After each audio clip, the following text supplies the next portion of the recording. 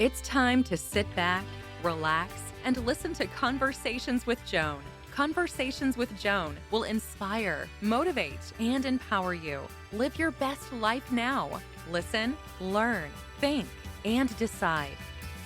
And now, here's your host, Joan Herman. Welcome to Change Your Attitude, Change Your Life's Conversations with Joan. I'm Joan Herman. Thanks for tuning in. Conversations with Joan focuses on topics that are important to your life, from health and wellness to professional development to personal well-being. Change makers join me to share their insights, tips, and strategies so you can thrive and live your best life now. Thank you for taking time for yourself, and thank you for letting us be a part of your life. Now, let's start talking. Many people strive for work-life balance, but is there really such a thing?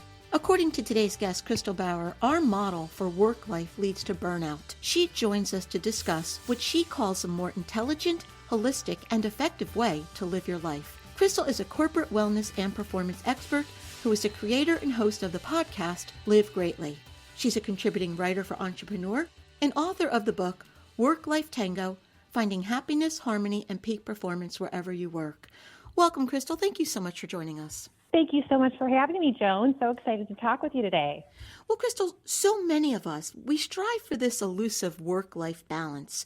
What do you think it really is that we're trying to accomplish? Yeah, that's a great question. I think a lot of times what we end up doing is we try and get this concept of balance in our external world. And what we're really looking for is more a sense of inner balance, connection with our personal mission, connection with the things that are really important to us, feeling like we're spending our time in alignment with the things that really matter. So it's more of a feeling that I believe we're really looking for, because right now in the modern world, having a perfect balance in work and life, it's just not realistic. Mm-hmm. And I'm going to date myself with what I'm about to say, but years ago, there was a commercial. It was for a perfume product, and it was geared toward women, and it was giving the message of, it was like, I can bring home the bacon fried up in the pan and never let you forget you're a man because I'm a woman. And it was giving us this message that we should be able to do it all and still maintain our femininity. And I think a lot of people have that message in their head that they should be able to work and take care of the kids and maintain the house and be the perfect partner. And, you know, you talk about burning out. Yeah, exactly. That's a lot. You know, we only have so many hours in a day. There's only so many things that we can do. So if we're trying to do it all, something's going to have to give. You know, we're not going to feel fulfilled. We're going to feel like we're dropping the ball in one area or another. And so I really feel like what we need to do is reset and really prioritize the things that are important to us. And we need to better manage our time. But how do we go about doing that, Kristel? Because, you know, we have a hard time saying no to things, and we feel guilty, and we feel like we're doing something wrong when we try to prioritize our well-being. So what's your best advice to help someone learn how to do that? Yeah, that's a great question. So one thing that can help is to start building your self-awareness, because if we aren't even aware that there's an issue, if we're not even aware that certain things are adding stress to our lives, how in the world are we going to create a positive change? How can we approach it in a new way? So it's really about getting curious about yourself, how you're feeling during certain times of the day, noticing if there are common trends. And the chapter in my book, it's called When You Think You're Doing the Tango, but You're Really Doing the Chicken Dance. And it's you know, we think we might be doing things a certain way, but if we really build awareness, we might recognize, oh my gosh, I'm spending a lot of time scrolling on my phone, going through social media, and then I'm feeling like I'm pulled in a million different directions, and we're not making time for ourselves. So I think building that awareness starts with getting curious about yourself, starting to pay attention, again, to those feelings throughout the day and noticing. And then once you start to build this awareness, then you have a choice. Because once once you're aware of something that's happening, you can choose to approach it in a new way. So that would be the first step for people, build that self-awareness. So once we become self-aware and we start to make those interchanges, how do we bring that to the outside world? You know, in the age of cell phones, you're expected to answer emails and phone calls and text messages 24/7. So if we're trying to create boundaries and practice self-care, how do we then, and you know, I hate to use the word train, but how do we train our bosses and people externally to respect our boundaries? Right. Yeah, this is something that can be tricky for many. And, I've talked with a lot of different people on this area. And one thing that has been a repeated message is that we are responsible for setting boundaries for ourselves. No one is going to do it for us. So it's really up to us to create these boundaries. So this is not something that always comes easily. I really like to talk about checkpoints, and these are moments and opportunities where you can pause and you can notice, okay, maybe I've always responded in a certain way.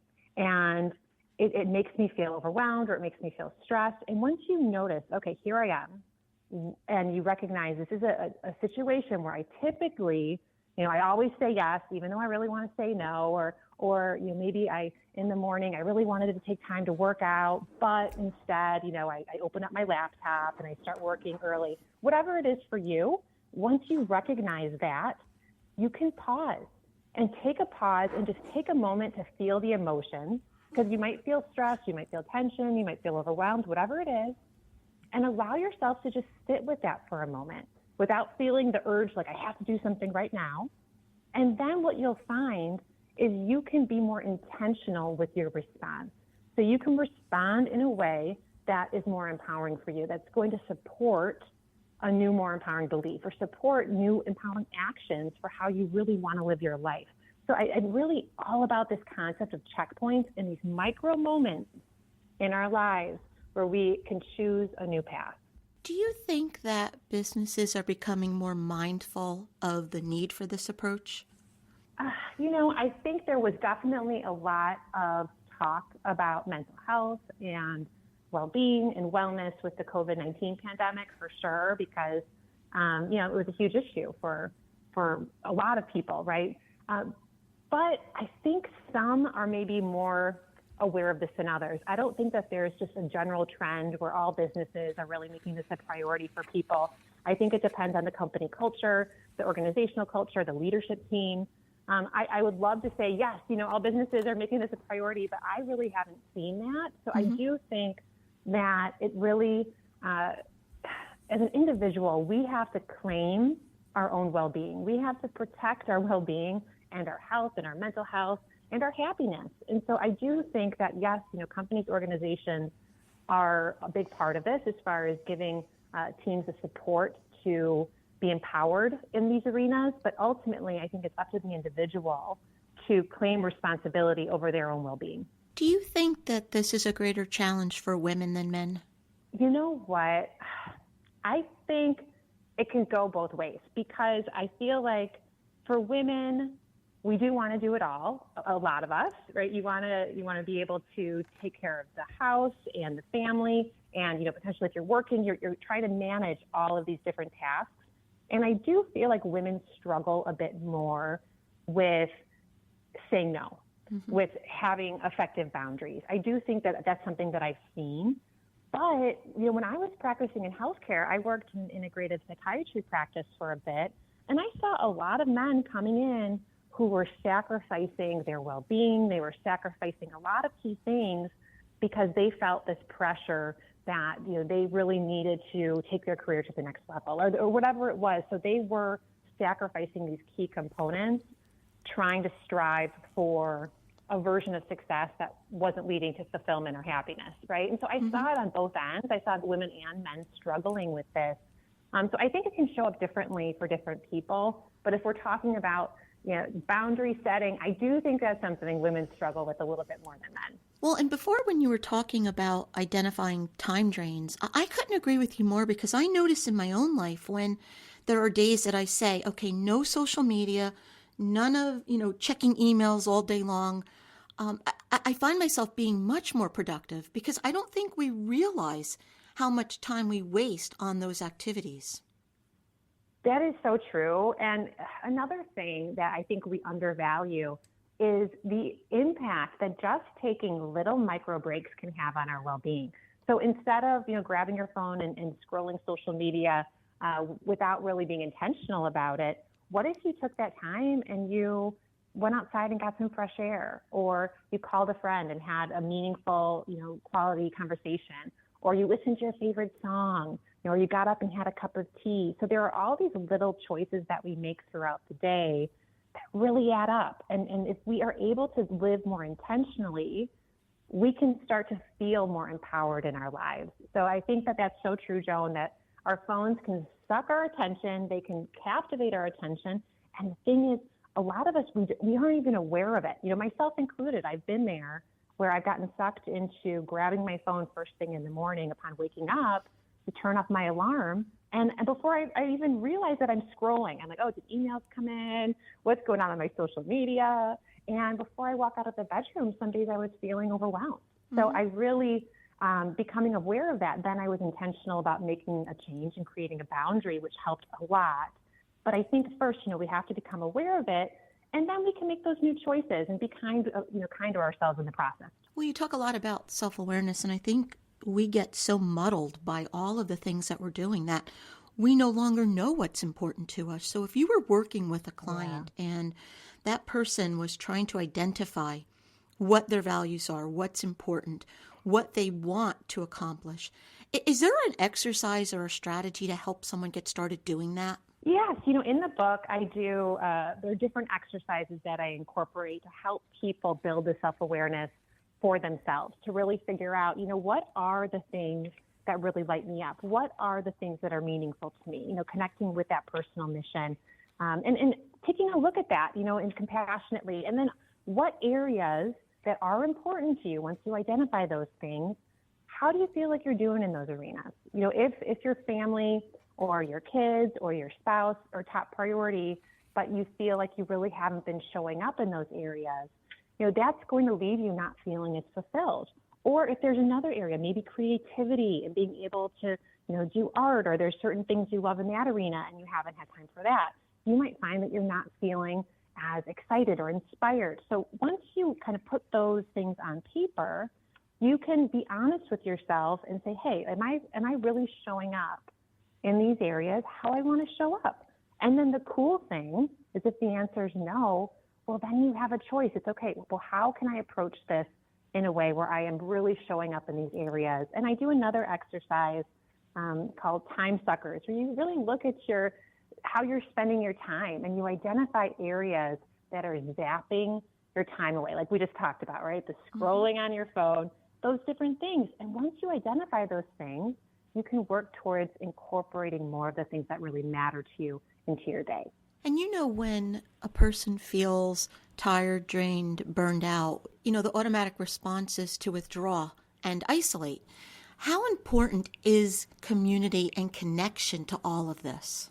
So loneliness, is definitely something that can be very harmful. We are meant to have connection. We're meant to have community. That is going to be a key component for our well-being. And there was a 75-plus year Harvard study that tracked happiness levels, and they found that good, high-quality relationships were more predictive of long, healthy, happy lives than genes, IQ, and social class. So, we have to make it a priority, but it takes effort.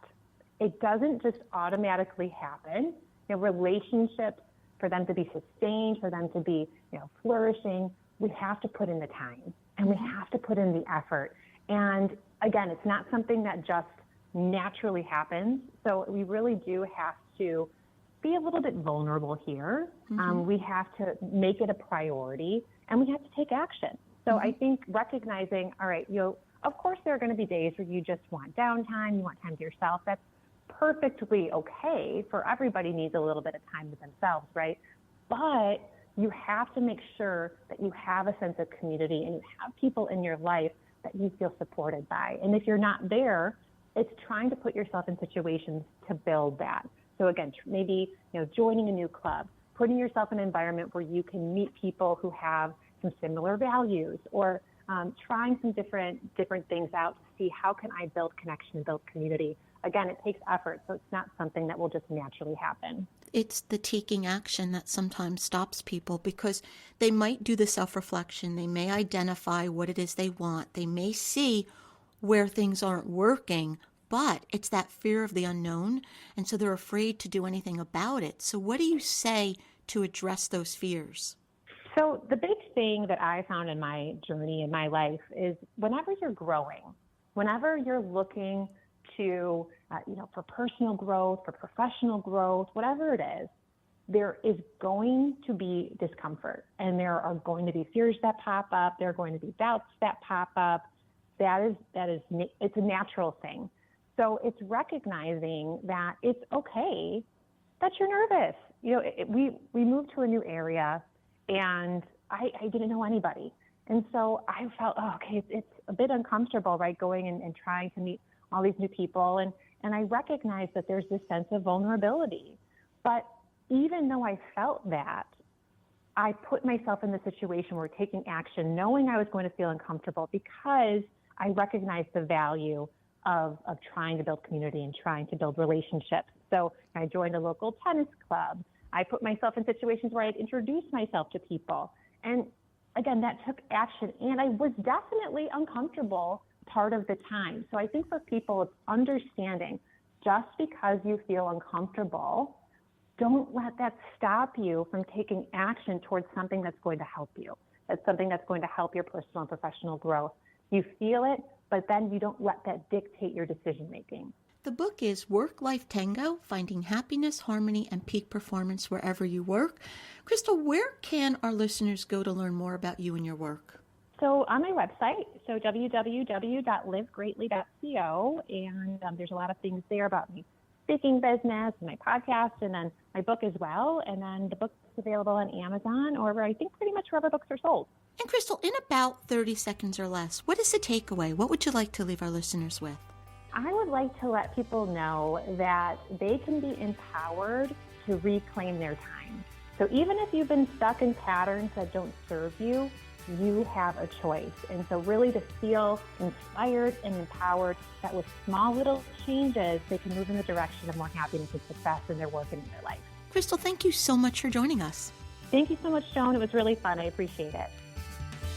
Thank you for joining us. I hope you found the show informative. At Change Your Attitude, Change Your Life, we believe that knowledge is power. Take what you've learned, apply it, and live your best life now. Remember that the information provided is the opinion of our guest and should never replace the advice of a professional who knows your personal situation. If you'd like more information, visit our website, CYACYL.com. That stands for Change Your Attitude, Change Your Life. While on the site, listen to past shows on demand, read our digital articles, and be sure to subscribe to our mailing list. Until next time, this is Joan Herman. Thanks for tuning in.